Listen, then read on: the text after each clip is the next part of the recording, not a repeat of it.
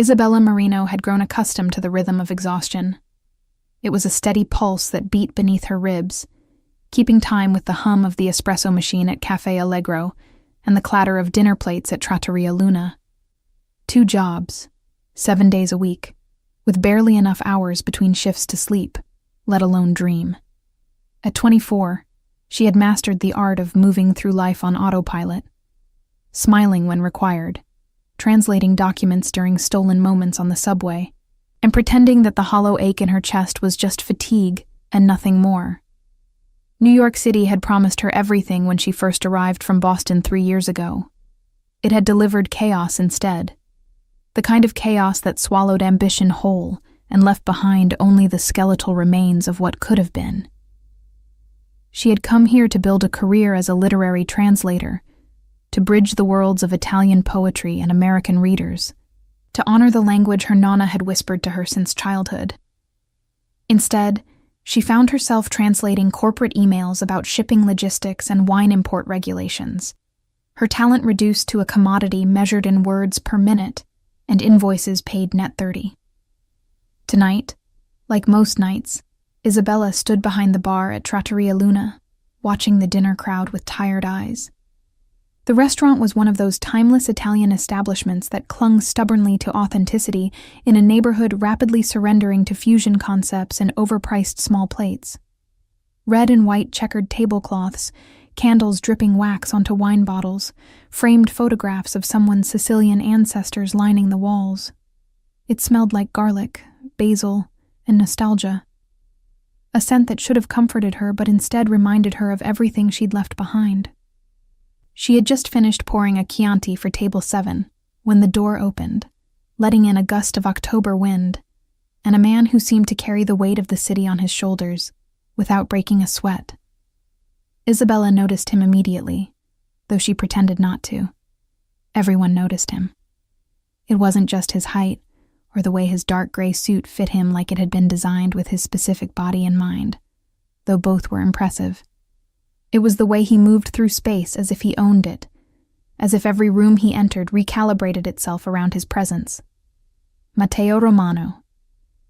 She didn't know his name yet, but she would learn it soon enough, along with the warnings that came attached to it. He sat at the corner table, the one reserved for VIPs, and people who tipped in hundreds rather than 20s. His dark hair was swept back in that effortless Italian way that looked artless, but probably required more product than Isabella used in a month. A thin gold chain caught the candlelight at his throat, visible where his crisp white shirt was unbuttoned just enough to suggest he didn't believe in following anyone's rules but his own. His forearms, exposed where he'd rolled his sleeves to his elbows, were decorated with ink, intricate designs that wrapped around muscle and sinew like secrets written on skin. Isabella felt something stir in her chest, a dangerous flutter of interest she immediately crushed beneath the heel of practicality. Men like that were trouble. She'd seen enough of them in her years in the city to recognize the type. Too handsome, too confident, too accustomed to getting exactly what they wanted without having to ask twice. The kind of man who probably thought a smile was currency, and a woman's resistance was just foreplay. She approached his table with her customer service smile firmly in place, the one that was friendly enough to earn tips, but distant enough to discourage conversation. "Good evening. Can I start you with something to drink?" He looked up from his phone, and Isabella found herself caught in the crosshairs of the most unsettling gaze she'd encountered in years. His eyes were dark, almost black in the dim restaurant lighting, and they assessed her with an intensity that felt physical. Not leering. She would have known how to handle that. This was different. This was the look of someone who saw past the uniform and the rehearsed pleasantries, someone who recognized the exhaustion she tried so hard to hide. "Brunello di Montalcino," he said, his voice low and rich, with just enough Italian in the pronunciation to make it clear he wasn't showing off. This was simply how he spoke. "The 2016, if you have it." Of course he would order the most expensive wine on the menu. Isabella noted it on her pad without comment, her expression carefully neutral. "And for dinner?" "I'll need a few minutes." He returned his attention to his phone, dismissing her with the casual ease of someone who had never had to consider whether his dismissals hurt. Isabella walked away, telling herself the heat in her cheeks was irritation and nothing more. She put in the wine order and busied herself with other tables, but she remained hyper-aware of him throughout the evening. He ordered the bistecca alla Fiorentina, rare, and ate with the focused attention of someone who appreciated good food, but didn't feel the need to perform gratitude. He took 2 phone calls during dinner, his conversation clipped and efficient, conducted in Italian too rapid for most of the staff to follow, but perfectly clear to Isabella, who caught fragments despite herself. Business talk, something about a shipment delay and a meeting pushed to Thursday. It was when she brought his espresso, served in the tiny demi-tasse cup that tourists always complained about, that everything changed. "Is there anything else I can get for you?" she asked, setting the cup down with practiced precision. "Actually, yes." He looked up at her, and this time his gaze lingered on her face with open curiosity. "You're Italian, not Italian-American, Italian-Italian. Where from?" The question threw her off balance. "My family is from Sicily, but I was born here." "Your accent when you speak English," he continued, as if she hadn't just tried to shut down the conversation. "Very slight, but it's there. And you understood every word I said on the phone, didn't you?" He smiled, and the expression transformed his entire face from intimidating to devastating. "You were listening." Isabella felt her defenses snap into place like armor. "I was working, not listening. And even if I was, your business is none of mine." "Good." His smile widened. "I prefer people who mind their own business, but I'm curious now. What brings a Sicilian girl to a mediocre Italian restaurant in Manhattan when you could probably be doing something far more interesting with your time and talent?" The presumption in his question, the casual entitlement of it, sparked something hot and reckless in Isabella's chest. She'd been swallowing her pride and her opinions for so long, packaging herself into something palatable for customers and bosses, and clients who saw her as nothing more than a service to be consumed. And here was this man, this stranger in his expensive suit with his expensive wine, making assumptions about her life like he had any right to an opinion. "Rent," she said flatly. "Bills. The same things that bring most people to jobs they're overqualified for." "Will that be all?" She turned to leave, but his voice stopped her. "I didn't mean to offend you." "You didn't."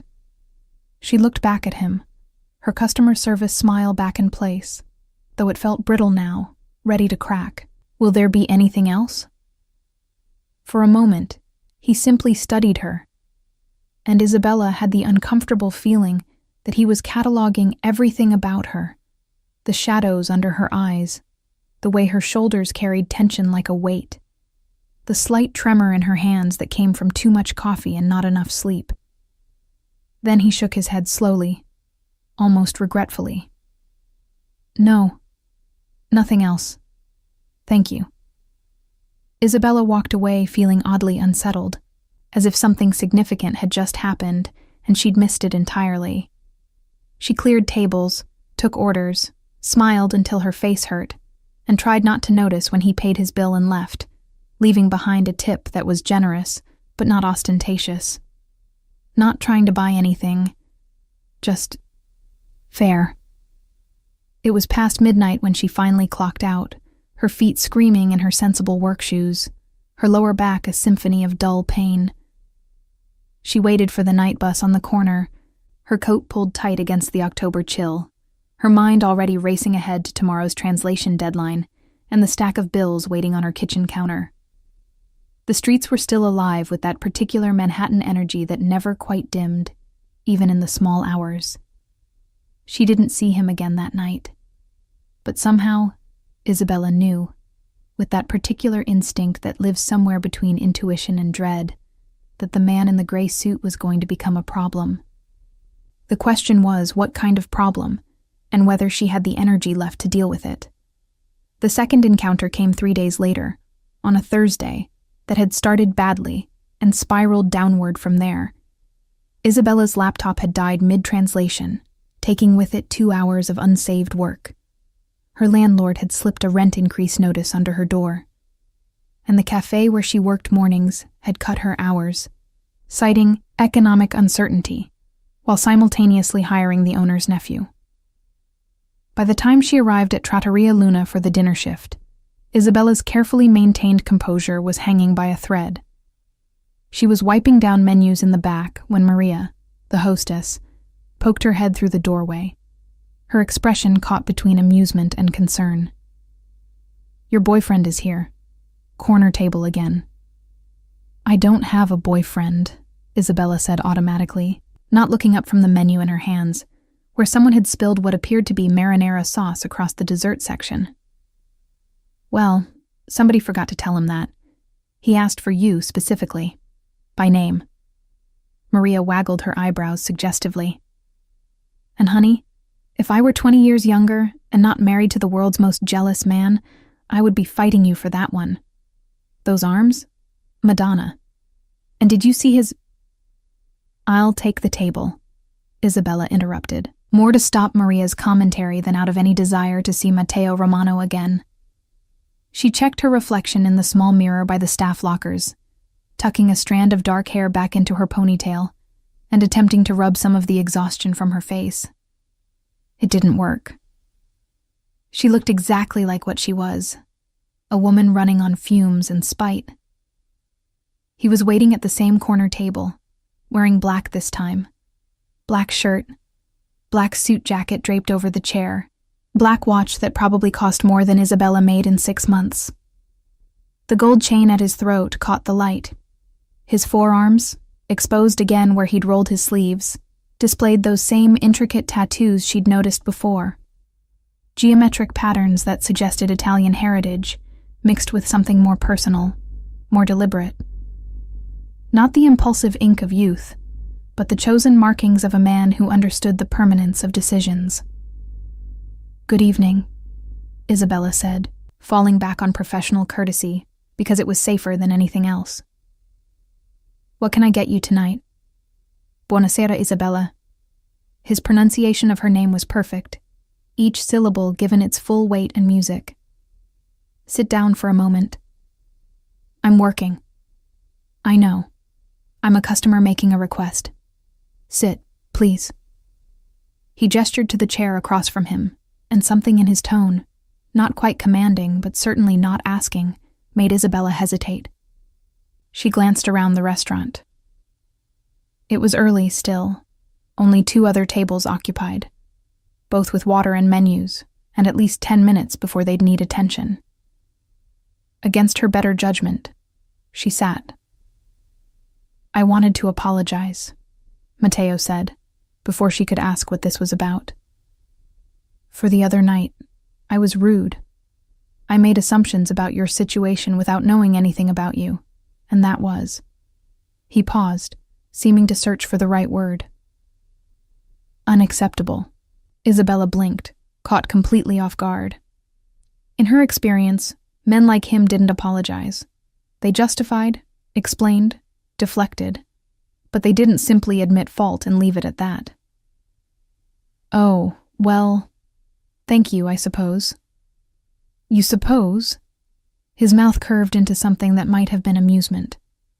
"That's not exactly a gracious acceptance." "I wasn't aware I needed to be gracious about someone apologizing for their own bad behavior," Isabella shot back, and immediately regretted it. This was a customer. She was supposed to be professional, accommodating, pleasant. But something about him shorted out her usual filters, made her respond with the sharp edge she usually kept carefully sheathed. To her surprise, he laughed, a genuine sound of delight that transformed his entire face. "No, you're absolutely right. I like that. Most people just accept apologies like they're trinkets being handed out. You make me work for it."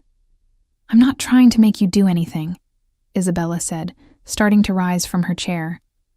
"Now, if you'll excuse me, I should get back to—" "Wait, please." He held up a hand, and again, Something in the gesture made her pause. "I have a proposal for you, a business proposal." Isabella sat back down slowly, suspicion warring with curiosity. "What kind of business proposal?" "I need a translator. Not just any translator. I need someone who understands both the formal and colloquial registers of Italian. Someone who can navigate technical legal language, but also capture nuance and subtlety. Someone who grew up with the language, who thinks in it, not just speaks it." He leaned forward slightly, his dark eyes intent on her face. "I've been asking around. Maria mentioned you work 2 jobs, that you translate documents freelance, that you studied literature at university, but ended up here." The fact that he'd been asking about her should have raised red flags. Instead, Isabella found herself leaning forward too, drawn in despite her wariness. "What exactly would I be translating?" "Contracts initially. I'm opening a new venture, a cultural center and gallery space in Tribeca. It's a partnership between American investors and Italian cultural institutions. Everything needs to be translated, reviewed, refined. Legal documents, grant applications, exhibition catalogs, correspondence. It's a 6-month project, possibly extending to a year. The pay is..." He named a figure that made Isabella's breath catch in her throat. Per month. That was more than she currently made from both jobs combined. She stared at him, trying to find the catch, because there had to be a catch. "Why me? There are professional translation agencies that handle this kind of work. People with reputations, portfolios, references. I've met with 3 agencies. They're all competent, they're all expensive, and they're all missing something." He tilted his head slightly, studying her with that same unnerving intensity she remembered from their first meeting. Passion. Understanding. The sense that language is something alive, something that matters beyond just accuracy. When you took my order the other night, you didn't just hear me. You listened.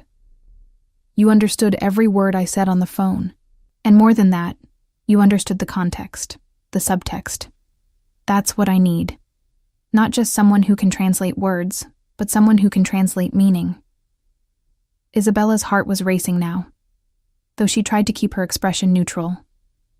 This was too good to be true. This was exactly the kind of opportunity she'd dreamed about when she first moved to New York. The kind of project that could transform a resume, open doors, prove she was more than just a warm body filling in gaps in the service industry. But she'd learned the hard way that opportunities that seemed too good to be true usually were. "I'd need to see the contracts," she said carefully. "Review the scope of work, the timeline, the terms. I'm not agreeing to anything without understanding exactly what's expected." "Of course." He pulled a business card from his jacket pocket and slid it across the table. Matteo Romano. The card read in elegant letterpress, "Cultural Development." Below that, a phone number, an email address, and an address in Tribeca. "Come by my office tomorrow afternoon, 2 o'clock. I'll have everything ready for review. If you're not interested after seeing the details, no hard feelings. But Isabella..." He caught her eyes again, and she felt that strange flutter in her chest return. "This is legitimate. I'm not trying to trick you or trap you. I'm just trying to build something meaningful, and I think you could help me do that. And I think it could help you too." She took the card, her fingers brushing against his for a brief moment that sent an unwelcome spark of electricity up her arm. "I'll think about it. That's all I'm asking." He sat back, and just like that, the intensity drained from the moment, replaced by easy courtesy. "Now for dinner, I'll have the osso buco, and a bottle of the Barolo this time. The 2015. And before you ask, yes, I know it's expensive. Some things are worth paying for." The way he said it, looking directly at her, made Isabella wonder if he was talking about the wine at all. She took his order and escaped to the kitchen, her mind whirling. The rest of the shift passed in a blur of automatic movements and racing thoughts. By the time she clocked out, she'd talked herself into and out of taking the meeting at least a dozen times. She pulled out her phone on the bus ride home and researched Matteo Romano, finding surprisingly little for someone who carried himself with such authority. A few mentions in business journals about cultural initiatives. A photograph from a charity gala 3 years ago, him in a tuxedo beside an older man identified as his father, Salvatore Romano. References to the Romano family's influential presence in New York's Italian-American business community, a phrase that could mean anything from legitimate success to something considerably darker. But nothing concrete, nothing damning. Just the vague sense that the Romano name carried weight, and that weight could be burden or protection depending on which side of it you stood. That night, lying in her too small bed in her too expensive apartment, staring at the water stain on the ceiling that her landlord kept promising to fix, Isabella made her decision. She would go to the meeting. She would review the contracts. And if everything checked out, if this was truly the legitimate opportunity it appeared to be, she would take it. Not because of Matteo Romano's intense dark eyes or his devastating smile. Not because of the way he said her name like it was something precious. But because she was tired of surviving. She was ready to live again. She just hoped she wasn't making the biggest mistake of her life. The office was not what Isabella expected. She'd imagined something cold and corporate, glass and steel and minimalist furniture that cost more than it should. Instead, she found herself in a converted loft space in Tribeca, all exposed brick and soaring ceilings, filled with natural light streaming through enormous windows that overlooked the Hudson River. Art lined the walls, contemporary Italian pieces mixed with classical prints, carefully curated to suggest both heritage and progress. A restoration work table occupied one corner, covered with what appeared to be fragments of antique frames being painstakingly repaired. Everything about the space suggested passion and attention to detail, the work of someone who genuinely cared about preservation and beauty, rather than simply profiting from them. Matteo was waiting for her at a large wooden table that served as both desk and conference space. Several thick folders spread before him. He'd traded his formal suit for dark jeans and a crisp white shirt. Still polished, but more approachable. Still wearing the gold chain. Still with his sleeves rolled to reveal those tattoos. He looked up when she entered, and his face brightened with what appeared to be genuine pleasure. "Isabella, thank you for coming. Coffee? Espresso? I have a machine that actually works, unlike whatever disaster you're probably used to." Despite her nervousness, Isabella found herself smiling. "Espresso would be perfect, thank you." He moved to a professional-grade espresso machine. Of course, he had a professional-grade espresso machine, and began the familiar ritual. Isabella watched his hands work with the precision of practice, the intimate knowledge of temperature and timing that came from growing up with the ritual. "You make your own coffee?" "My assistant thinks I'm insane," he admitted, not looking up from the machine. "But some things shouldn't be delegated. Espresso is sacred. Like family recipes or first kisses or the proper way to argue with someone you care about." He glanced at her then, and something in his expression made her pulse quicken. Some things require personal attention. He brought her the espresso in a proper cup, not the paper nonsense most offices used, and gestured for her to sit. They settled across from each other at the table, and Isabella forced herself to focus on the documents rather than the man presenting them. He walked her through everything methodically: the scope of the translation project, the timeline, the compensation structure, the rights and ownership clauses. It was all exactly as he'd described: legitimate, generous, professionally structured. The Cultural Center project itself was fascinating. A partnership between the Romano family's foundation and several Italian cultural institutions to create a permanent gallery space, artist residency program, and educational center focused on preserving and promoting Italian art, literature, and craft traditions in America. "This is ambitious," Isabella said, looking up from the contracts after her third careful review. This isn't just a vanity project or a tax write-off. This is real. Matteo leaned back in his chair, his fingers steepled beneath his chin. My father built his reputation in hospitality, hotels, restaurants, that kind of thing. Profitable, certainly, but not particularly meaningful. When he retired last year, he gave me control of the family foundation and told me to do something that mattered. Something that would outlast us. His expression softened with something that looked like vulnerability. Though it disappeared so quickly, Isabella wondered if she'd imagined it. Italy gave my grandparents everything when they had nothing. I want to give something back, but I also want to make sure it's done right, that it honors the craft and the culture, rather than just exploiting it for profit or prestige. That's why you want someone who actually understands the language, Isabella said, understanding dawning. Not just the words, but the weight behind them. The history, the context, the cultural significance. Exactly. He leaned forward again, his dark eyes intense on her face. I can pay someone to accurately translate contratto di prestito, but I need someone who understands the difference between lending and borrowing in Italian culture, who knows that certain phrases carry implications that English equivalents don't quite capture.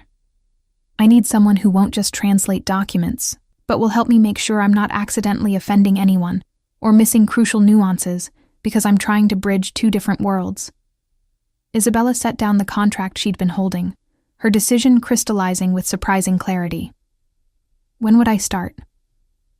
His smile was brilliant, transforming his entire face from attractive to absolutely devastating. Is Monday too soon? They spent the next hour discussing logistics. Isabella would need to give notice at both her current jobs, 2 weeks at the cafe, though Maria would probably let her leave sooner, and the restaurant could find a replacement within a week. Matteo's office had a workspace she could use, complete with computer equipment, reference materials, and access to databases she'd never been able to afford on her freelance budget. The hours were flexible, though there would be occasional evening meetings or events she'd need to attend as the gallery project progressed. He handed her a key card for the building and his direct phone number, written in his own hand on the back of another business card. Call anytime, he said. And I mean that. If you're working on something at midnight and have questions, call me. If you think I'm about to make a cultural faux pas in a meeting, interrupt me. I don't want a translator who's afraid to speak up. I want a partner in this. The word partner hung in the air between them, heavy with implications neither of them seemed ready to address directly. Isabella tucked the card into her bag and stood to leave, feeling lighter than she had in months. This was it. This was the opportunity that would change everything. She made it to the door before his voice stopped her. Isabella? One more thing. She turned back to find him standing at the table, his expression serious now, almost grave. The other night at the restaurant, when I got up to leave, you said something. In Sicilian, under your breath. You thought I didn't hear. Isabella's stomach dropped.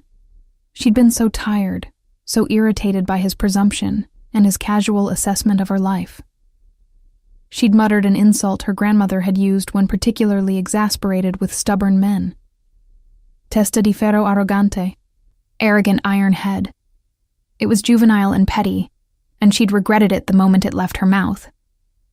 I apologize. That was unprofessional and— Say it again, he interrupted, taking a step toward her.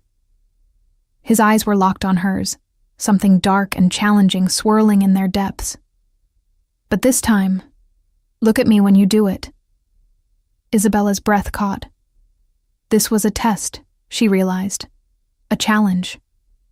He wanted to see if she would back down, if she would soften herself and make herself smaller to avoid conflict with someone who held power over her.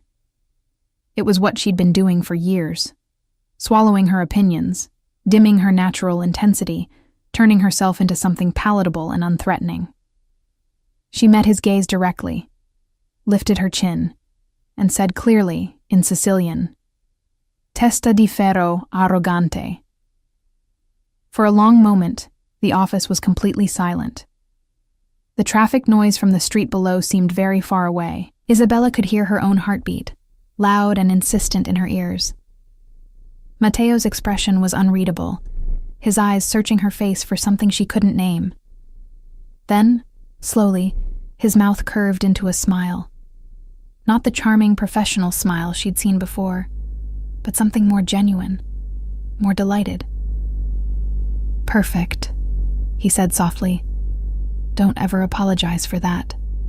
Not to me, not to anyone. Promise me." Isabella felt something shift inside her chest, some locked door she'd been guarding for years cracking open just slightly. "I promise." "Good." He held her gaze for another beat, and Isabella had the dizzying sense that they were communicating something far more significant than the simple words suggested. "I'll see you Monday, Isabella. And Isabella, I'm glad you came." "So am I," she heard herself say, and was surprised to realize it was true. She left the office feeling like she was floating, her feet barely touching the ground as she made her way to the subway. The October sun was bright overhead, warming the city with that particular golden light that made even the concrete and steel look beautiful. People rushed past her with the typical Manhattan urgency, but for once, Isabella didn't feel like she was drowning in the current. For once, she felt like she was exactly where she was supposed to be. That evening, she drafted her resignation letters, professional, grateful, appropriately regretful. She called her nonna in Boston, who answered on the second ring and immediately demanded to know what was wrong, because Isabella never called during dinner hour. When Isabella explained about the new job, about the translation work in the cultural center, her grandmother was silent for a long moment before saying in Italian, "This man, the one who offered you this job, he's the reason your voice sounds different. Lighter. What's his name?" "Matteo Romano," Isabella admitted. "But Nonna, it's not like that. This is purely professional. It's an incredible opportunity and—" her grandmother interrupted, in that particular way that suggested she saw far more than Isabella was saying. "The Romanos are an old family. Powerful. Complicated. Be careful, Tesoro. Sometimes opportunity and danger wear the same face. But also," her voice softened, "sometimes the biggest risk is not taking any at all. You've been so careful for so long, Isabella. So afraid of being hurt or disappointed. Maybe it's time to be brave." After they said goodbye, Isabella sat in her apartment as the sun set over the city, her grandmother's words echoing in her mind. Be brave. She'd spent so long just trying to survive that she'd forgotten what it felt like to actually want something, to reach for something beyond mere existence. Matteo Romano was offering her a chance to remember. Whether that made him an opportunity or a danger remained to be seen. Probably, she admitted to herself, as she watched the lights begin to glow across the Manhattan skyline. He was both. And maybe that was exactly what she needed.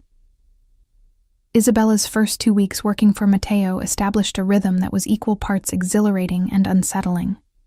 The translation work itself was demanding, but deeply satisfying. Exactly the kind of intellectually stimulating challenge she'd been craving.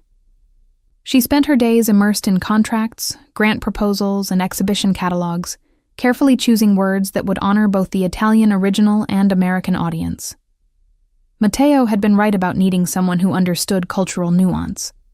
Half her job wasn't translation at all, but rather interpretation, explaining why certain phrases that seemed identical on the surface carried completely different weights, depending on regional Italian dialects or cultural context. But it was the time spent working alongside Matteo himself that kept her off balance. He was nothing like she'd expected. Yes, he was demanding. He held everyone, including himself, to impossibly high standards. Yes, he was confident to the point of arrogance. But he was also funny in an understated way, quick with dry observations that made her laugh despite herself. He was genuinely passionate about the Cultural Center project, staying late into the evening to review plans and research potential artists, his enthusiasm infectious. And he asked for her opinion constantly, not as a formality, but because he genuinely valued her perspective, even when she disagreed with him. Especially when she disagreed with him, actually. He seemed to take particular delight in their arguments. "This section about the residency program," Isabella said one afternoon, looking up from her laptop where she'd been reviewing the latest draft. "The Italian version emphasizes tradition and preservation. The English version emphasizes innovation and contemporary practice. Those aren't the same message, Matteo." He looked up from the architectural drawings he'd been studying, his sleeves rolled up as always, a smudge of graphite on his jaw from where he'd been sketching modifications to the gallery space. "They're both important aspects of what we're trying to do." "Yes, but you can't say different things to different audiences and expect it to work. You need to decide what the actual message is, and then say that consistently in both languages." She stood and walked to where he sat, leaning over his shoulder to point at the relevant paragraphs on her screen. "Look, here you're essentially promising the Italian institutions that you'll be a custodian of traditional techniques. Here you're promising American funders that you'll be pushing boundaries and supporting cutting-edge work. Those are potentially contradictory goals." Matteo studied the text, his expression thoughtful. Isabella was acutely aware of how close they were standing, could smell the faint scent of his cologne. Something expensive and subtle. Sandalwood, maybe, with an underlying warmth that suggested spices. "You're right," he said finally. "I've been trying to tell everyone what they want to hear instead of being clear about what I actually want to build." He looked up at her, and this close, she could see flecks of amber in his dark eyes. "So what do I actually want? You've been reading these documents for 2 weeks. You probably understand the vision better than I do at this point." Isabella straightened, putting some necessary distance between them, and considered the question seriously. "You want to create a space where tradition and innovation aren't opposing forces, but rather in conversation with each other, where Italian artists can learn from American perspectives and vice versa, where preservation isn't about amber-freezing culture, but about keeping it alive and relevant. You want—" She paused, searching for the right words. "You want to build a bridge, not a museum. Does that sound right?" His expression had gone very still, very intent. When he finally spoke, his voice was lower than usual, rougher around the edges. "Yes, that's exactly right. How did you—" "It's what you actually talk about when you think no one's listening," Isabella said. "When you're on the phone with your architect, or reviewing artist proposals, or sketching ideas on napkins during lunch. You never talk about preservation or innovation separately. You always talk about connection, dialogue, bridge building." For a long moment, Matteo simply looked at her, and Isabella had the uncomfortable feeling that he was seeing something she hadn't meant to reveal. Then he smiled. Not his usual charming smile, but something smaller and more genuine. "Thank you. For paying attention. For caring enough to pay attention." "That's what you hired me for," she said, her tone deliberately light, trying to reestablish some professional distance. "No," he said quietly. "I hired you to translate documents. This, understanding what I'm actually trying to do, helping me see it more clearly. That's something else entirely. That's something you choose to do." Isabella returned to her desk without answering, her heart beating slightly too fast. Moments like this had been happening with increasing frequency, moments when the professional boundaries they'd carefully maintained seemed to blur into something else, something neither of them was quite ready to name or address. She told herself it didn't mean anything. That intensity and long hours naturally created a sense of intimacy that could be mistaken for something deeper, that Matteo probably had this effect on everyone who worked closely with him, and she was foolish to think she was somehow special. But then there were the other moments, the times when she'd look up from her work to find him watching her with an expression she couldn't quite read. The way he remembered details about her life she'd only mentioned in passing. That she preferred her espresso with just a hint of sugar. That she called her grandmother every Sunday evening. That she couldn't work if there was too much noise but needed some background sound or the silence became oppressive. The way he'd started bringing pastries from a specific Sicilian bakery in Brooklyn because he'd noticed her eyes light up when she mentioned it. Small things. Thoughtful things. The kind of things that suggested he was paying attention to her, with the same focused intensity she'd been trying not to pay to him. It all came to a head 3 weeks into the job, during their first major event. The cultural center was still months from opening, but Matteo had organized a preview reception for potential donors, partner institutions, and selected artists. It was held at one of the Romano family's hotels, a boutique property in Soho that had been recently renovated in a style that managed to honor the building's 19th century bones while feeling utterly contemporary. Isabella had been asked to attend as Matteo's translator for the evening, facilitating conversations with the Italian guests and helping to ensure nothing was lost in translation during presentations. She'd bought a new dress for the occasion, spending more than she should have from her first substantial paycheck.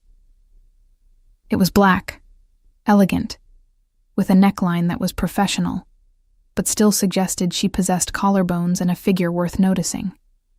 She'd left her hair down for once, falling in dark waves over her shoulders, and applied makeup with a careful hand. When she arrived at the hotel, she felt nervous in a way that had nothing to do with the work responsibilities of the evening. Matteo was in the lobby talking to the hotel manager when she walked in. He looked up as she approached, and whatever he'd been saying died mid-sentence. His eyes traveled over her once, quickly, before returning to her face with an intensity that made her skin feel warm. "Isabella, you look..." He paused, seeming to search for the right word in either English or Italian, and finding neither language sufficient. "That dress is going to make it very difficult for me to concentrate on business tonight."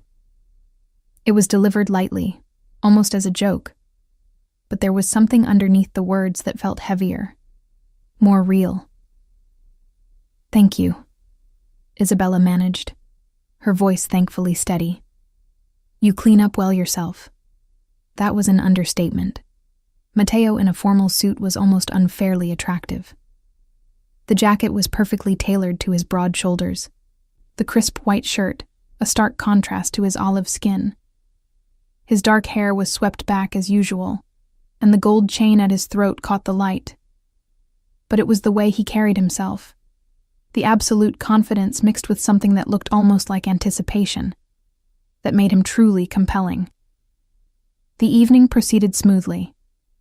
Isabella fell into the familiar role of interpreter, facilitating conversations between Italian representatives and American donors, explaining cultural references and context where needed. She watched Matteo work the room with practiced ease, seeing new dimensions to him in this context. He was charming, certainly, but there was genuine substance beneath the charm. He spoke about the Cultural Center project with real passion, and when people asked questions, his answers revealed deep knowledge and careful thought. Midway through the evening, during a presentation about the residency program, one of the Italian cultural ministers made a comment in rapid Sicilian dialect, something about hoping the project would respect traditional methods rather than diluting them with American commercial priorities. It was delivered as a polite concern, but there was an edge underneath, a test to see how Matteo would respond. Before Isabella could translate, Matteo answered directly in Italian, his accent flawless, his word choice perfect. He acknowledged the concern, spoke eloquently about the importance of preserving authentic techniques, and then, and this was the brilliant part, gently pushed back, arguing that culture had always evolved through exchange and dialogue, that the masters of Renaissance Italy had been influenced by artists from across Europe and beyond, that tradition wasn't a fixed point, but rather a living conversation between past and present. The minister looked impressed and slightly chastened. Several other Italian guests nodded approval. Isabella felt a surge of something that was definitely not attraction, absolutely not pride, because that would suggest she was emotionally invested in Matteo's success, which she certainly was not. "You didn't need me to translate that," she murmured when they had a moment alone by the bar. "No," he agreed, accepting a glass of Prosecco from the bartender. "But I needed you here anyway. You notice things. You make me better at this." Before Isabella could parse what that meant, they were pulled into another conversation, then another, the evening flowing around them in a blur of introductions and small talk and carefully navigated cultural exchanges. It wasn't until near the end of the night, when most guests had departed and only a few stragglers remained, that Isabella found herself alone with Matteo on the hotel's rooftop terrace, the Manhattan skyline glittering around them like a constellation of earthbound stars. "I think that went well," she said, leaning against the railing and letting the cool October air wash over her face. Her feet were killing her in the heels she'd chosen, but she didn't care. She felt alive in a way she hadn't in years, challenged and engaged and useful. "It went perfectly," Matteo said, moving to stand beside her. "Because of you. You know that, right? You made all of this possible." He gestured vaguely at the skyline, or maybe at the hotel below them, or maybe at something larger, the entire project, the vision, the future they were building together. Isabella turned to look at him, struck by the sincerity in his voice. "I just translated. You did all the actual work." "No." He shifted to face her directly, and suddenly they were very close, the narrow terrace making proximity inevitable. "You do so much more than translate. You understand. You care. You make me think about things differently. He stopped, something complicated crossing his face. "I need to tell you something, and I need you to let me say it all before you respond." Isabella's heart was suddenly racing. "Matteo, please." His hand came up, not touching her, but close enough that she could feel the heat of it. "I know this is complicated. I know I'm your employer, and that makes this inappropriate and probably stupid. But I have to be honest because I'm terrible at pretending. And you deserve honesty. These last 3 weeks working with you have been the best professional experience of my life. But that's not why I look forward to coming to the office every morning. That's not why I find excuses to bring you coffee or stay late reviewing documents we both know are already perfect. I look forward to it because of you. Because you challenge me and surprise me and make me laugh. Because you call me out when I'm being arrogant or short-sighted. Because you said, "Testa di ferro" to my face, and didn't flinch. He was so close now that Isabella could count the individual threads of gold in his chain, could see the precise line where he'd shaved that morning. Her brain was screaming at her to step back, to re-establish boundaries, to remember all the reasons this was a terrible idea. But her body had apparently stopped taking instructions from her brain. "I don't expect you to feel the same way," Matteo continued, his voice lower now, almost intimate. "And I swear this doesn't affect your job. Your position is secure regardless of how you respond. But I needed you to know that this..." He gestured between them. "What I feel when I'm around you, it's not just professional respect. It's more than that. It's been more than that since the moment you told me rent was what brought you to that restaurant. Since you looked at me like I was an idiot for not understanding how hard you were working just to survive. Since you showed me that strength isn't about power or money or reputation. It's about getting up every day and doing what needs to be done even when you're exhausted and scared and not sure how you're going to pay next month's bills." Isabella's breath was coming shallower now. "You're right," she managed. "This is complicated and probably stupid. I know, and inappropriate given our professional relationship. I know that too. And I should tell you to stop talking and never mention this again. You should." His eyes searched her face, waiting. "Are you going to?" Isabella looked at him. Really looked at him. At the man who'd somehow seen past her exhaustion and survival instincts to recognize the person she'd been before New York had worn her down. who'd offered her an opportunity that was exactly what she needed when she needed it most, who brought her Sicilian pastries and argued with her about translations and listened when she explained why certain words mattered, who looked at her not like she was something to be conquered or consumed, but like she was someone worth knowing, worth understanding, worth the risk. "No," she heard herself say. "I'm not going to tell you to stop." The smile that broke across his face was brilliant, transforming him from merely handsome to absolutely devastating. "No? No, because you're not the only one who's terrible at pretending." She took a small step closer, drawn forward by something stronger than caution or common sense. "I tell myself you're just my employer, that I'm just here for the work, but I don't stay late reviewing perfect documents for the work. I don't spend 20 minutes choosing a dress for tonight because of professional responsibility. I don't think about you when I'm supposed to be concentrating on translations. And I definitely don't want to do this because of a job." "Do what?" he asked, though his eyes had gone dark and intent, and she knew he understood exactly what she meant. "This," Isabella said, and kissed him.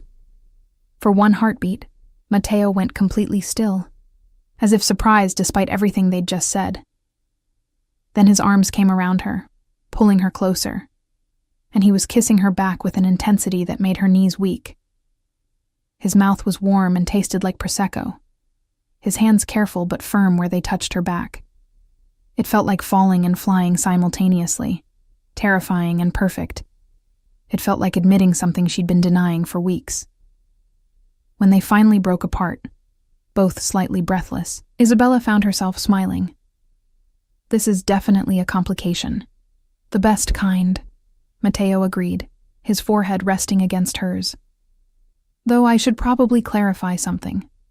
Earlier when I said I'm not your employer, I meant that. You're not my employee, Isabella. You're my partner in this project, and I'd like you to be my partner in other contexts too, if you're interested." "I'm interested," she admitted, "though I reserve the right to call you testa di ferro arrogante whenever you're being impossible." His laugh was warm against her cheek. "I wouldn't want it any other way." The weeks that followed existed in a strange liminal space between professional partnership and something far more personal.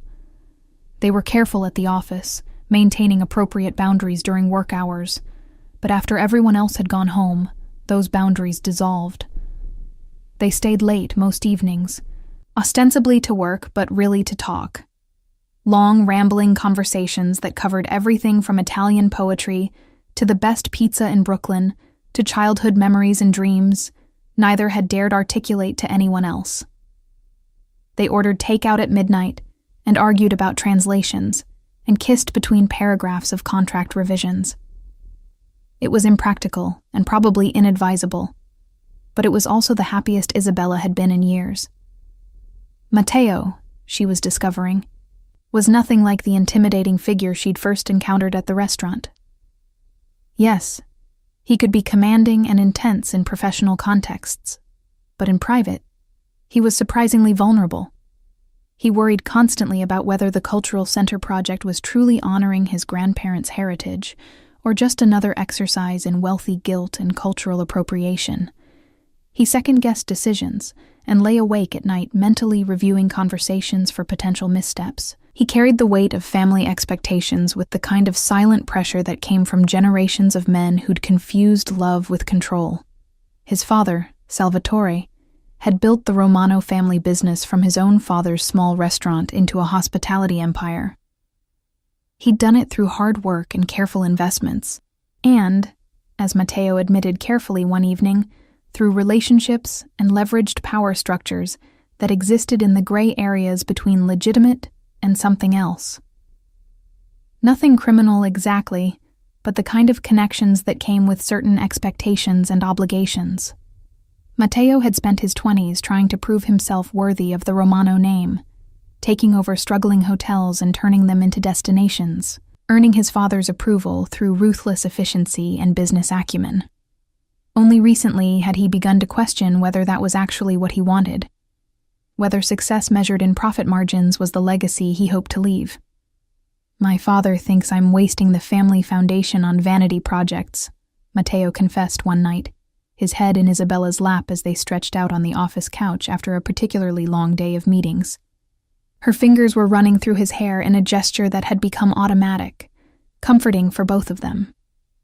He doesn't understand why I care about preserving craft traditions or supporting artists who'll never generate significant revenue. He thinks culture is something you consume, not something you invest in. But you don't, Isabella observed. You think culture is something alive, something that needs tending and protecting and room to grow. I think it's what makes us human, he said quietly. I think my grandfather, who came to New York with nothing but recipes and hope, carried more real wealth in his traditions and stories than my father has accumulated in decades of business success. And I think if we lose that, if we let it all become commercialized and homogenized, we lose something essential about who we are. It was conversations like this that made Isabella fall for him, slowly and then all at once. Not the grand gestures or expensive gifts, though Matteo was certainly capable of both, but the quiet moments when he let down his guard and showed her the person underneath the power, the person who cared deeply, who felt things intensely, who was trying so hard to honor his past while building something meaningful for the future. Of course, nothing existed in a vacuum. 5 weeks into their relationship, if that's what they were calling it, Isabella met Matteo's father. It wasn't planned. She'd been at the office on a Saturday afternoon, working through a challenging translation of an exhibition catalog, when Salvatore Romano arrived unannounced. She heard raised voices from Matteo's private office and looked up to see an older man in an immaculate suit, clearly agitated, gesturing emphatically while he spoke rapid Italian. Matteo's responses were quieter, measured, but Isabella could hear the tension underneath. She should have left, given them privacy, but something kept her frozen at her desk, listening despite herself. "This is exactly the problem," Salvatore was saying. "You're so focused on this art project that you're neglecting real business. The Midtown Hotel needs attention. The restaurant group is struggling. And you're here playing curator instead of—" "I'm building something that matters," Matteo interrupted, his voice sharp. "Something that will last beyond quarterly earnings reports. And who's going to see it? Who's going to care?" Salvatore's voice dripped with frustration. "You're a Romano. We built our name on hospitality, on service, on giving people what they want, not on forcing high-minded cultural education down their throats." "Maybe that's the problem," Matteo said, and Isabella heard a door open. "Maybe we've spent so long giving people what they want that we've forgotten to ask what they need." Salvatore emerged first, his face flushed with anger. He noticed Isabella at her desk and stopped, his expression shifting to calculation. "And who's this?" "Isabella Marino," Matteo said, appearing behind his father. His jaw was tight, his eyes flashing with irritation. "She's my partner on the Cultural Center project. Isabella, this is my father." The word partner hung in the air with deliberate ambiguity. Salvatore's gaze swept over her once, assessing, and Isabella fought the urge to shrink under the scrutiny. This was a man accustomed to evaluating people like assets, determining their value and potential utility with ruthless efficiency. "Marino," he repeated. "Sicilian?" "My grandparents immigrated from Palermo," Isabella said, keeping her voice steady and professional. She stood, extending her hand. "It's nice to meet you, Mr. Romano." He shook her hand briefly, his grip firm and impersonal. "And what exactly does a partner on this project do?" "Translation, primarily," Isabella said before Matteo could answer. "Documents, correspondence, cultural consultation, anything that requires bridging Italian and American perspectives." She met his eyes directly, refusing to be intimidated. "Your son is building something remarkable. I'm just helping him communicate it clearly." Salvatore's expression suggested he found this answer marginally acceptable, though hardly impressive. Well, good luck with that. He turned back to Matteo. We'll talk Monday about the Midtown situation. Don't ignore my calls. Then he was gone, leaving behind a wake of expensive cologne and disapproval. In the silence that followed, Isabella and Matteo looked at each other. I'm sorry, he said finally. That was your father, Isabella finished, who clearly has opinions about how you should be spending your time. He has opinions about everything. Matteo moved to where she stood and pulled her into his arms, resting his chin on top of her head. He's not wrong about some things. I have been neglecting other business concerns. But I can't. He trailed off, frustration evident in the tension of his body. I can't keep living the life he planned for me. I've tried. For years I tried. And I was miserable. Then don't, Isabella said simply, pulling back to look at him. Build what you want to build. Your father will adjust or he won't, but either way, you can't live your life trying to earn approval you're never going to receive. When did you become so wise? He asked, a hint of his usual humor returning. I've always been wise. You've just been too intimidated by my brilliance to notice. He laughed and kissed her, and the tension of the afternoon gradually dissolved into easier conversation, and eventually dinner at a small Italian place in the village, where they sat in the back corner and talked until closing.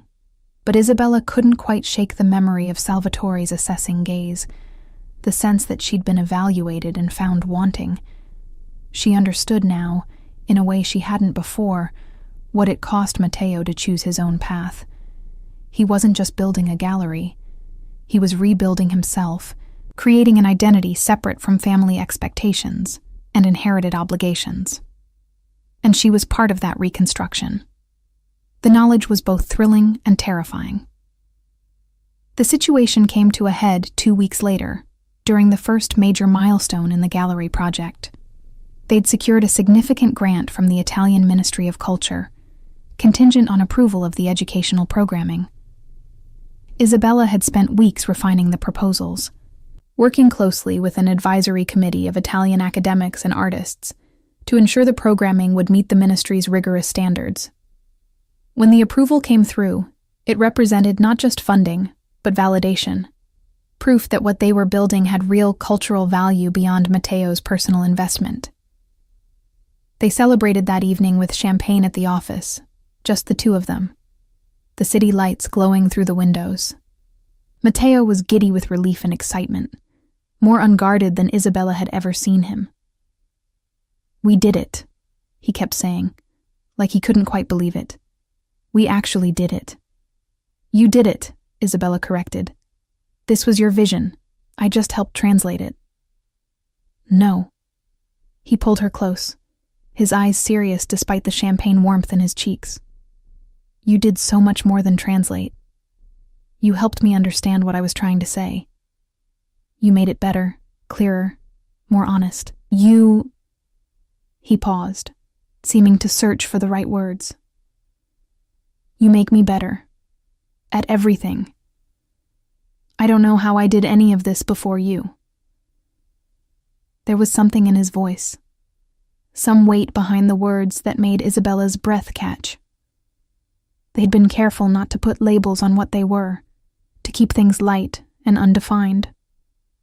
But standing there in the empty office with the grant approval sitting on the desk, and Matteo looking at her like she was the reason the city kept turning, Isabella felt the careful distance she'd maintained begin to crumble. I love you, Matteo said, the words coming out rushed and slightly nervous, as if he'd been holding them back for a while, and they'd simply escaped.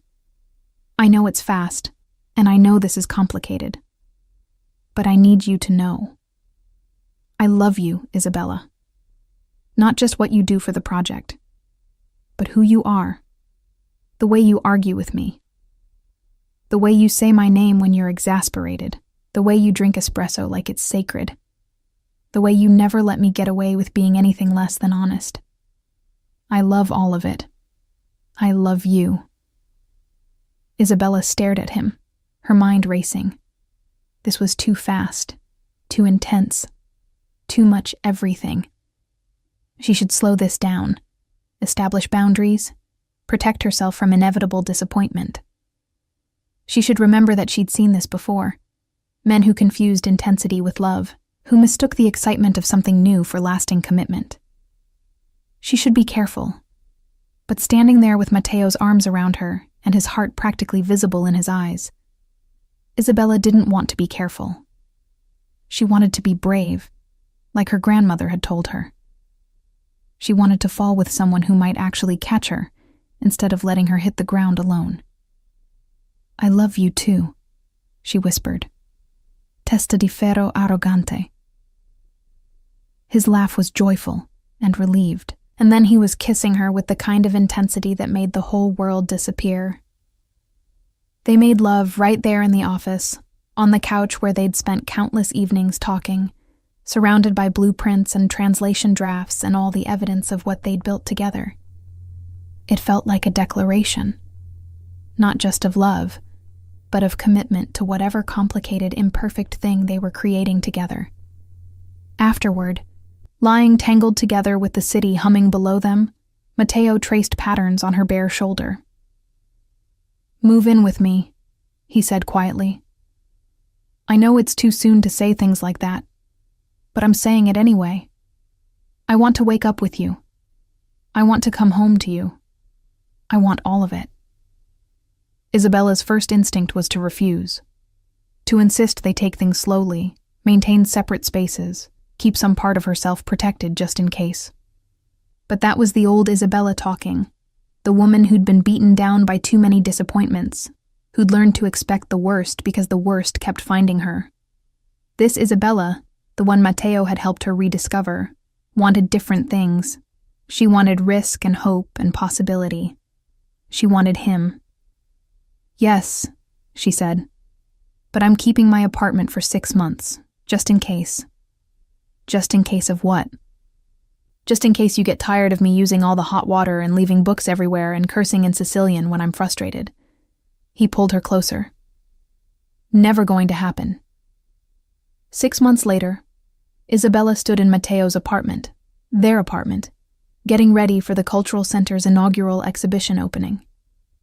The space was beautiful, a Tribeca loft with soaring ceilings and river views, filled with art and books, and the kind of thoughtful details that revealed two people learning to share a life. Her clothes hung in the closet beside his suits. Her espresso machine, better than his, much to his chagrin, had pride of place in the kitchen. Her photographs joined his family pictures on the walls. It was a life she'd never quite let herself imagine, one that felt both thrillingly new and comfortably inevitable. The past months had been intense. Moving in together had revealed all the small irritations and adjustments that came with intertwining lives. Matteo was obsessively organized in some ways and completely chaotic in others.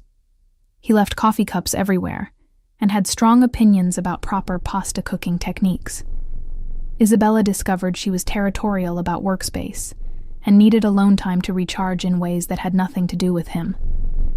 They argued, frequently, passionately, in multiple languages. But they also learned each other's rhythms, created rituals, built something sturdy beneath the initial intensity.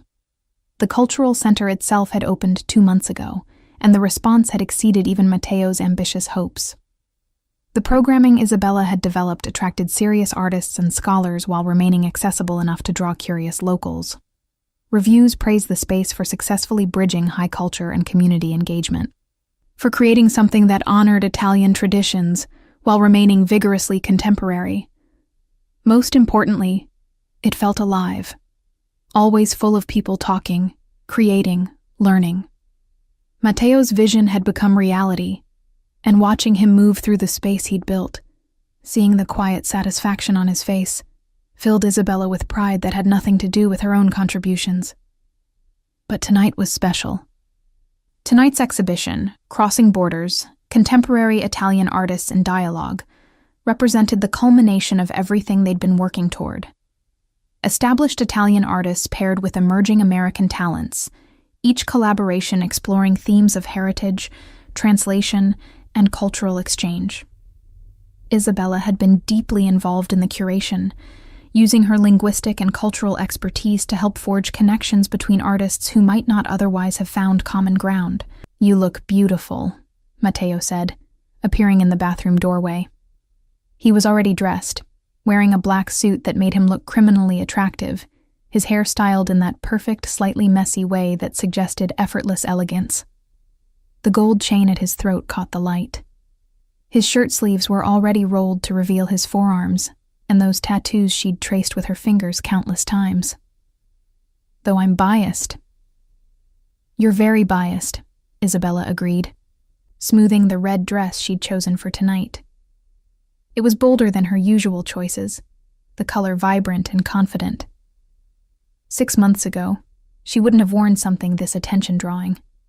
But 6 months ago, she'd been a different person, or rather, a diminished version of herself. Matteo had helped her remember she was allowed to take up space, to be seen, to be proud of what she'd accomplished. "Do you think your father will come?" Matteo's expression flickered with something complicated. His relationship with Salvatore remained strained. The older Romano had never explicitly approved of the cultural center, though he'd stopped actively undermining it. And he'd never quite warmed to Isabella, though he'd learned to treat her with cool professional courtesy. He said he'd try, but he's in Boston for a business meeting, so. He shrugged, trying to project indifference that didn't quite ring true. "Either way, tonight is going to be incredible.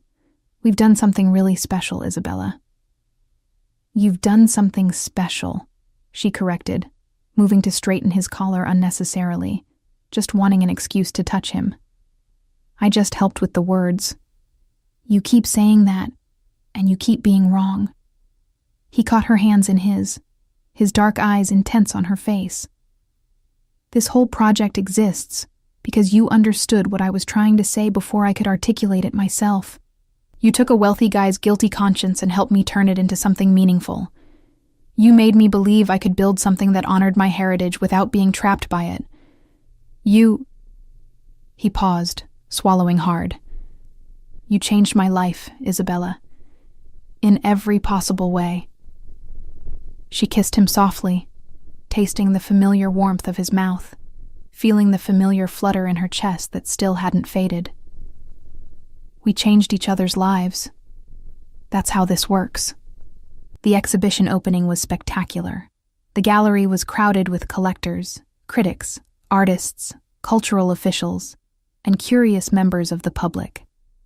Isabella spent the evening in her element, translating conversations, facilitating introductions, watching connections form between people who'd approached the exhibition from wildly different perspectives.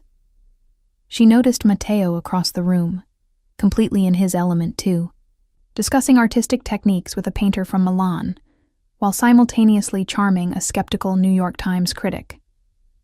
He caught her eye and smiled, that particular smile that was just for her, the one that said, "We did this together."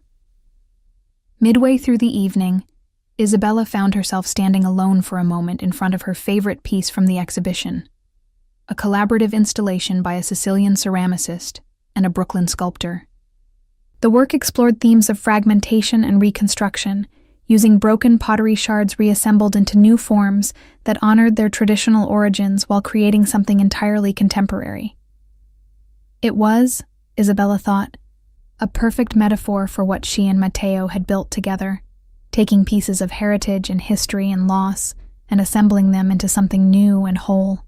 "Impressive work," said a voice beside her, and Isabella turned to find Salvatore Romano studying the installation with an expression that was difficult to read. She hadn't realized he'd come after all. "My son tells me you were very involved in selecting the pieces for this exhibition." "I helped connect artists," Isabella said carefully, always slightly on guard around Matteo's father. But the vision was Matteo's. The space itself, the programming philosophy, all of that came from him. Salvatore continued studying the ceramic installation. "You know, I didn't understand what he was trying to do here. I thought it was wasteful, impractical, self-indulgent. Rich man's hobby. He turned to look at her directly. I was wrong. This is... He gestured at the crowded gallery, the animated conversations, the clear evidence of genuine cultural engagement. This is something real, something that matters. My son did this, with your help. It was probably the closest thing to approval Isabella had ever heard from him. He's incredibly talented, she said quietly.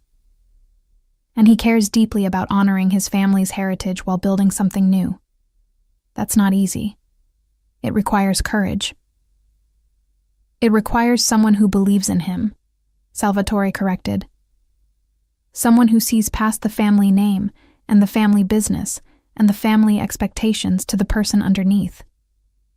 My wife used to do that for me before she passed. I'd forgotten what it looked like. He paused, and for just a moment, his expression softened into something almost vulnerable. Take care of him, Isabella. My son is stronger than I gave him credit for. But he's also more fragile than he lets on. He needs someone who understands both.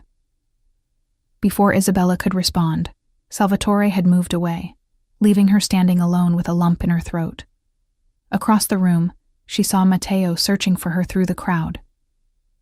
When their eyes met, his face lit up with such pure joy that Isabella felt her own heart expand to accommodate the feeling. She pushed through the crowd to reach him, and he immediately pulled her close, his arm around her waist. There you are, he murmured against her hair. I was looking for you.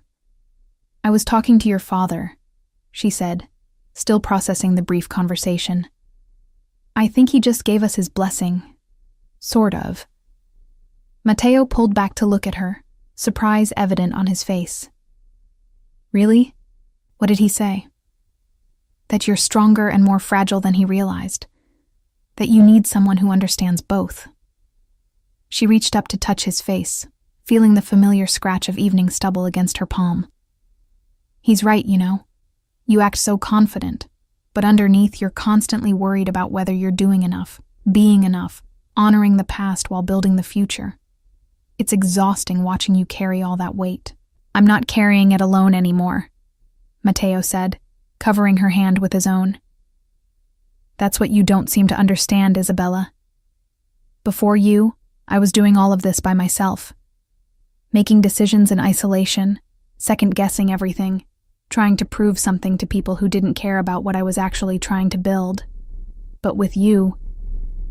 He paused, and she saw him gather his courage for something. With you, everything makes sense. You're not just my translator or my partner in the cultural center. You're my partner in life. You're the person who makes me believe I can be both a Romano and myself. You're... He stopped talking, and suddenly dropped to one knee, right there in the middle of the crowded gallery, pulling a small velvet box from his jacket pocket. The conversations around them gradually quieted as people noticed what was happening. Isabella felt her breath catch, her hand flying to her mouth in shock. Isabella Marino, Matteo said, his voice carrying through the suddenly silent gallery. You walked into my life cursing me in Sicilian, and I knew immediately that you were going to change everything. You challenge me and support me, and call me out when I'm being an arrogant idiot. You made me want to build something meaningful instead of just something profitable. You taught me that honoring heritage doesn't mean being trapped by it. You showed me what it means to be truly brave. Not fearless, but afraid, and doing it anyway. I love you more than I thought it was possible to love another person. Will you marry me and spend the rest of your life arguing with me in multiple languages? Isabella looked down at him. This man who'd somehow seen past her exhaustion and defenses to recognize the person she'd been trying so hard to remain. This man who'd offered her not just a job, but a purpose. Not just security, but a partnership. This man who loved her temper and her intensity, and her habit of cursing in Sicilian when she was frustrated. She thought about her grandmother's advice 6 months ago. Sometimes the biggest risk is not taking any at all. Yes, she said, her voice shaking with emotion but clear and certain. Yes, you arrogant, wonderful, impossible man. Yes. The gallery erupted in applause as Matteo stood and slipped the ring, a simple band with a single perfect diamond, onto her finger. Then he kissed her with such tenderness that Isabella felt tears slip down her cheeks. When they finally broke apart, she was laughing and crying simultaneously. "You proposed to me in front of all these people," she said, half exasperated, half delighted. "You couldn't have waited for a private moment." "I wanted everyone to see," Matteo said, grinning. "I wanted witnesses. I wanted the whole world to know that Isabella Marino, who once called me testa di ferro arrogante, and meant it, agreed to spend her life with me. That's the kind of miracle that needs to be documented." "You're ridiculous," she said, but she was smiling through her tears. "You love me anyway." "Unfortunately, yes, I do." The rest of the evening passed in a blur of congratulations and champagne toasts and delighted conversations. Isabella caught sight of Salvatore at one point, standing at the edge of the crowd, and was surprised to see him smiling. Actually smiling, as he watched his son celebrate. He caught her eye and raised his glass in a small salute, acknowledgement and approval, finally, freely given. As the night drew to a close and guests gradually departed, Isabella found herself back in front of the ceramic installation with Matteo beside her, his arm around her waist, the unfamiliar weight of the engagement ring on her finger. "We did it," she said softly. "We built something beautiful." "We're building something beautiful," Matteo corrected. "This is just the beginning. The gallery, the marriage, the life. It's all just starting, and I can't wait to see what we create together." Isabella leaned into him, feeling the solid warmth of his body, breathing in his familiar scent. 6 months ago, she'd been exhausted and defeated, serving wine to indifferent customers and barely surviving. Now she was standing in a gallery she'd helped build, wearing an engagement ring from a man she loved deeply, surrounded by evidence that beautiful things could emerge from broken pieces if you were willing to do the work of reassembling them. "Say it one more time," Matteo murmured against her hair. "For luck." Isabella laughed, knowing exactly what he meant. She pulled back just enough to look him in the eye, channeling every ounce of exasperated affection she felt, and said clearly in Sicilian, "Testa di ferro arrogante." Matteo's smile was brilliant. "That's my girl. Now let's go home." And so they did. Home to their shared apartment, their intertwined lives, their complicated, imperfect, absolutely perfect future. Isabella had cursed him quietly in Sicilian that first night, and he'd grinned and told her to say it again but looking at him. She'd spent the month since looking at him, really looking, and finding someone worth every risk, every vulnerability, every brave choice. Sometimes love didn't announce itself with trumpets and guarantees. Sometimes it arrived disguised as irritation and insult, and only revealed its true nature slowly, in stolen moments and shared work, and the gradual realization that you'd found someone who made you want to be the fullest version of yourself. Sometimes the man you cursed in Sicilian turned out to be the man who'd help you remember how to dream again. And that, Isabella thought as they walked hand in hand through the Manhattan streets toward home, was the best kind of unexpected ending, which was really just another way of saying beginning.